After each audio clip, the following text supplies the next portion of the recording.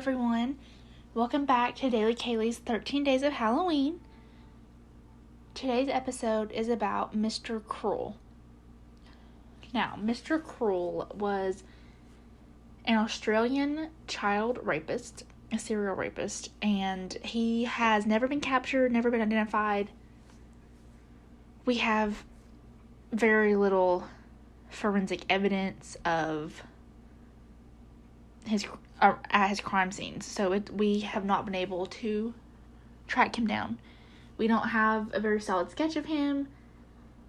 It's a very complicated case.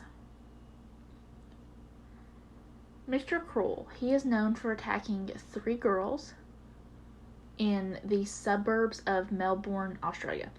This happened in the late 80s to early 90s. He was active for only a few years. He is also the prime suspect of the abduction and murder of a 4th girl, but, as I said, he's never been captured. There's a lack of evidence. It's all sort of hearsay, I guess you could say. It's circumstantial. So, as I said, he's never been identified. He has 3 confirmed attacks, and like I said, a suspected kidnapping and murder. All of these are cold cases. There is still a reward for information for him. There is currently a reward of $200,000 for the first 2 abductions. And in April of 2016, which was about 25 years after the death of the 4th girl, Carmen Chan, the Victoria, Australia Police Department increased the reward from $100,000 to $1 million for any information that leads to his arrest and conviction. He is extremely intelligent. His attacks were all very... what is the word I'm looking for? They were very detailed and planned out. I mean, he brought it down to literally every single detail. He had it all planned perfectly. He left no forensic evidence. He protected his identity at all times. He would leave red herrings to divert people away from him. He was very skilled and meticulous. He was not rushing through the attacks. He had everything planned. He was very detailed.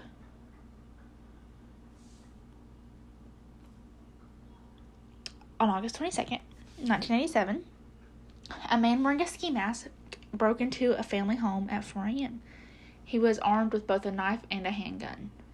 He took the parents and tied both of their hands and their feet, and then he locked them in a wardrobe. He then tied their son to his bed and raped their 11-year-old daughter. Before entering the house, he had cut the phone lines. On December 27th, 1988, a little over a year later, the same man, wearing a ski mask, broke into another family home through the back door at about 5:20 a.m. He was, once again, like I said, wearing a ski mask. He was armed with a handgun. He tied up and gagged the parents, and he demanded money from them. He then grabbed their 10-year-old daughter, taped her eyes and her mouth, and abducted her. She was released less than 24 hours later on the grounds of a local high school. On July 3rd, 1990, he once again broke into a family home. This was around 11:30 p.m., and this time he also had a knife and a handgun. He was still wearing a ski mask. He tied and gagged a 13-year-old girl, taped her eyes and her mouth, disabled the phones, and searched for money in the house. He then took the girl and drove her to another house and molested her for 50 hours before releasing her, similar to the second girl. Now, those are the 3 crimes that are for sure linked. This is the suspected kidnapping and murder. On April 13th, 1991, so the timeline is still matching up, it's a little over a year, a man wearing a ski mask broke into a family home. It was around 8:40 p.m. and he had a knife. He abducted 13-year-old Carmen Chan, who actually went to the same school as his last victim. So there was a connection. A year later, Carmen's decomposed body was found, and it had 3 gunshot wounds to the head. Some detectives had doubts about this crime being committed by Mr. Cruel because it was not the MO of the person who committed the other crimes. It was not the same. There's not enough evidence to make an actual judgment about whether it was him or not, because there's very little evidence to begin with from any case, but he is suspected. The investigation into Mr. Cruel, as I said, has been ongoing for 30 years, I would say. I mean, a little bit more than that now. But from the time of his last crime, it's been a little over 30 years. Mr. Cruel is believed to have taken photos and maybe videos of his attacks. Detectives believe that if he's still out there, he's still alive, he definitely would have kept these photos and videotapes. He would have kept them, and he will also collect and maybe trade child pornography with other people. Detectives say that he almost certainly continues to collect pornography through the internet, and that he may communicate with children using chat lines. They don't know if he has attacked again. Obviously, he could have changed everything about his MO. But they think this man, from the crimes that he committed, if they had any more evidence, they could catch him, because they know that he has not changed. He will have evidence with him. It's just finding him, getting any leads. As I said, he was very detailed in these crimes. He planned every little detail. In the last case, he told the girl when he kidnapped her that he would release her in exactly 50 hours. And he did. He did exactly that. He also bathed his victims very carefully. And one of his victims described that he was like a mother washing a baby. He was very careful. It was very strange. In 2 of his abductions, he took a second set of clothes when he abducted the girls to dress them in new, clean clothes before they were freed. Like I said, the MO was the same in each of the 3 attacks. The victim's statements, they were very sure that this was the same person. They were absolutely sure. The latter 2 victims who were abducted from the house, they gave the police detailed information about the house that they had been kept. Both girls were leashed to a bed, and both of the victims said that they heard airplanes landing, which led the police to believe that this house was on one of the flight paths to Melbourne Airport. In May of 1991, the police established the Spectrum Task Force, which was literally dedicated to finding Mr. Cruel and bringing him in. The task force searched 30,000 homes and interviewed 27,000 people that were suspected of being responsible for these attacks. And this costed the police department $3.8 million. At the time, there was a $300,000 reward offered by the police for any information that led to the conviction of Mr. Cruel. They had a reward poster posted, everywhere. It was distributed to all of the homes in Victoria, Australia, in certain other areas. It was everywhere.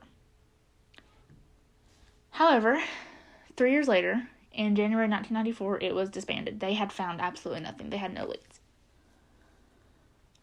This task force also investigated earlier sex crimes from 1985 to 1987 because the MO was similar, but they could not locate some of the witness statements or some of the crime scene evidence.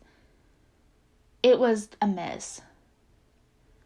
And the head of the task force said that some of these pieces of evidence had either never been examined by forensics, or they had been lost or thrown out or tampered with, so they had nothing to go off of. They couldn't connect any earlier crimes to the crimes of Mr. Cruel. In April of 1989, the police established a rape squad, which had 9 detectives dedicated to investigating serial rapists throughout Victoria, particularly in Melbourne. This was the area that Mr. Cruel performed. did his crimes. I don't know why I said performed. I guess that's not the right word. But they set up this little squad, and they didn't get much. They obviously saw that their rape investigations needed some help. They needed a better, more coordinated approach, and this was their plan. On December 14th, 2010, the police announced the Apollo Task Force.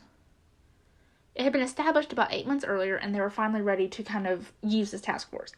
They said that they had substantial new intelligence, and that this new task force had been reviewing both evidence from the rape squad and from the Spectrum Task Force investigation, and they had found new leads that had surfaced within the last year or so. However, in June of 2013, it was also shut down because they found that the evidence that they had found was not credible, so therefore they once again were without a suspect, without any leads.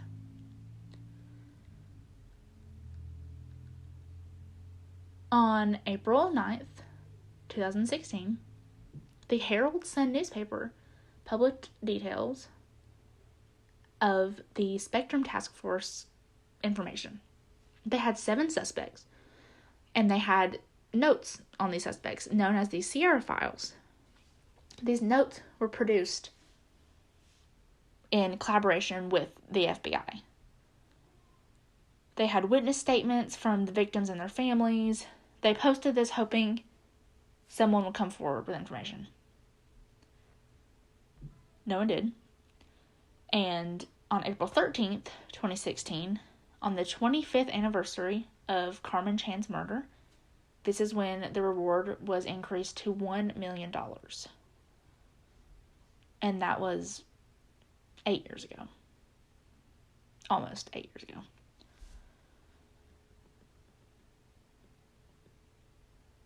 Wait, 8 years ago? 6 years ago, sorry. It's been 6, almost 7. I don't know where I was getting confused about that. Anyways, like I said, 6, almost 7 years ago, and still we have nothing.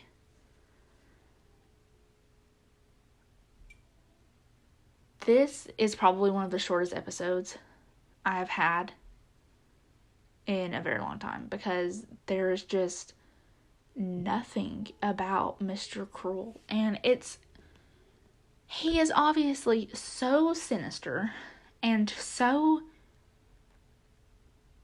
sure of himself that it's baffling that they have absolutely nothing. They have not even a good sketch of him because he wore a ski mask. They have no idea where he is or where he was during these attacks. They can't even pin earlier crimes on him because of the such little amount of evidence that they have. It is insane to me that it has been over 30 years and we've got nothing. Not even a single person that may have known him has come forward, even just to say, hey, I don't know, this could be this person. He's really weird. He has very suspicious things in his house. I don't know. It's strange.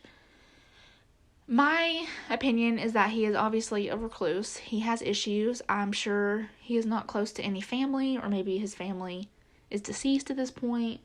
He lives alone. I don't think there's any way that he could have married and had children and lived a normal life after this. Tell me what you guys think. Do you think that one day we will find out the identity of Mr. Cruel, or do you think this is just an insane cold case? Tell me what you guys think. I'll see you guys tomorrow, and I hope you enjoyed. Bye, guys.